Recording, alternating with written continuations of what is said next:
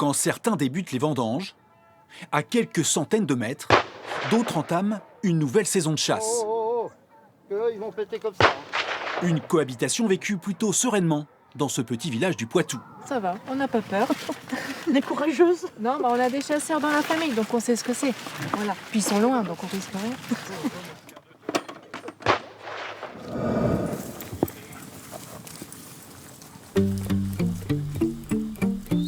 Ce dimanche matin, ils sont une poignée à arpenter la campagne poitevine. Chasseurs ou promeneurs, la plupart partagent cet amour du grand air. Comme Léa, 27 ans. Moi, je chasse surtout pour être avec mon chien, me promener, être dans la nature. Et je pense que les promeneurs, au final, c'est la même chose. C'est de profiter de notre bel espace, de ce qui nous entoure. À Cloué, dans la Vienne, ils sont 34 à pouvoir chasser 2 jours par semaine sur une zone communale de 700 hectares. Le plus souvent, en toute quiétude. Quand on veut éviter une culture ou la proximité d'une maison, par exemple, on se permet de prendre le chemin communal qui est à tout le monde et donc voilà, de pouvoir croiser d'autres usagers de la nature, quoi. Moi, j'ai jamais eu de soucis avec... c'est toujours courtois, toujours bonjour. Donc voilà. En 50 ans, le nombre de chasseurs en France a été divisé par 2 pour atteindre le million aujourd'hui. Celui des randonneurs, au contraire, augmente régulièrement.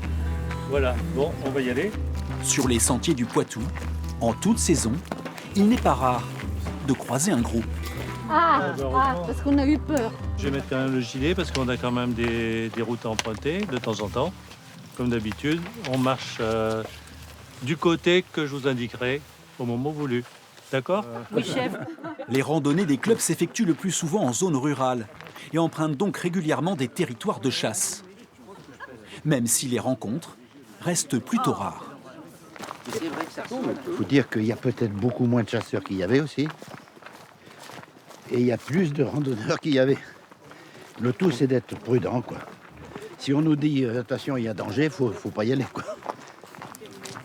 Pour ces habitués des mises au vert, les sorties sont parfois longues de plusieurs dizaines de kilomètres, dans une proximité avec les chasseurs, diversement appréciée par les marcheurs. On y pense quand on les entend parce qu'on est en train de marcher, mais autrement, non, moi, j'y pense pas trop. La cohabitation, pour l'instant, il n'y a jamais eu d'incident au niveau du club, à ma connaissance, mais bon, c'est vrai que ça reste un sujet de préoccupation.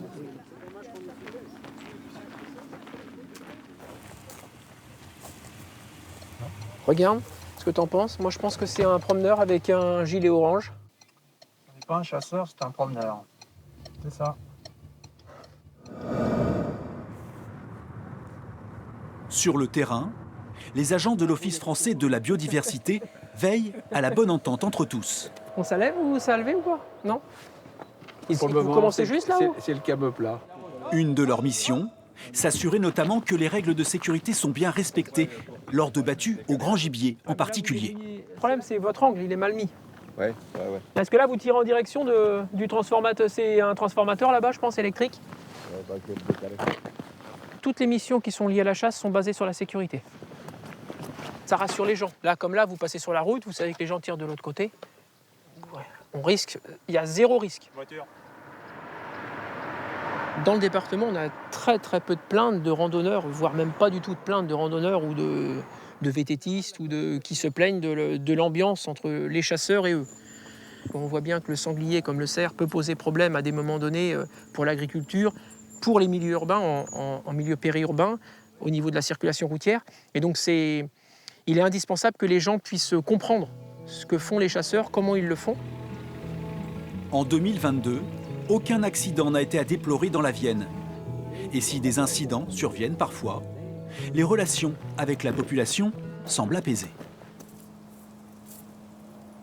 Pour l'expliquer, la fédération du département met en avant une tentative de changement d'image, opérée ces dernières années. Aujourd'hui, on a compris ce qu'il fallait faire, c'est raconter la chasse, expliquer ce qu'est la chasse. Alors certes, on tombera toujours sur des gens obtus et sur lesquels on ne pourra rien. Eh bien, tant pis pour eux, tant pis pour nous aussi, mais une majorité de gens, lorsqu'ils ont les explications nécessaires, à défaut d'aimer la chasse, à défaut de nous aimer, ils ne nous détestent plus. Et ça, déjà, c'est très intéressant. On va faire les consignes de sécurité, donc tout le monde le gilet fluo, obligatoire. Pascal, tu as ton gilet fluo. Arme déchargée ou arme dans le fourreau, c'est encore mieux. Mais autrement, arme déchargée et vous chargez qu'au début de coups de battu. Donc ils annonceront un coup long, les piqueux, et à partir de ce moment-là, vous pouvez charger. Ce jour-là, à Cloué, le moment est important. Tous les chasseurs de la commune se sont donné rendez-vous pour la première battue de septembre. Obligatoire de baliser la zone de chasse pour prévenir les usagers de la route. L'objectif de la matinée, dans cette traque au grand gibier, prélever un ou plusieurs individus. Ça, c'est du sanglier, ça. Il y a pas mal de dégâts, de toute façon, un peu partout, et c'est c'est la bête noire maintenant dans la Vienne. Avant de sonner le début de la chasse, chacun doit mettre en place des règles de sécurité. J'ai mon voisin qui se trouve là-bas, donc je fais 5 pas dans sa direction et 3 pas dans le sens opposé de la traque. C'est pour délimiter la zone où je peux tirer et où je peux pas tirer.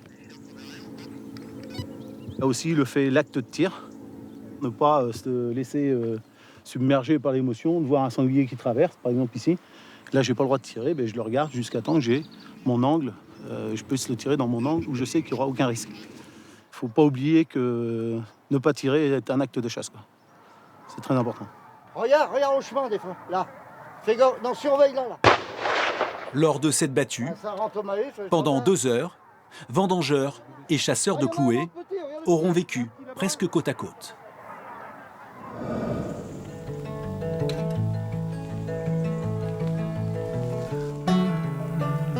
Tout près de Poitiers, s'étend le plus grand massif forestier de la Vienne.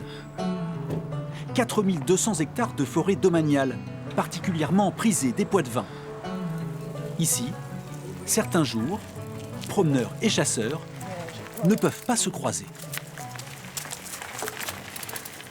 C'est plus sécurisant pour les gens qui vont se promener avec les enfants, qui font du vélo et tout, sur les pistes. Ouais. Non, c'est bien. C'est bien. Même le mercredi pour les familles, pour les enfants, voilà quoi. On est sûr de ne pas être dérangé et puis non plus de déranger la chasse, quoi. Si la régulation des animaux est ici aussi indispensable, les mercredis et dimanches sont des jours non chassés.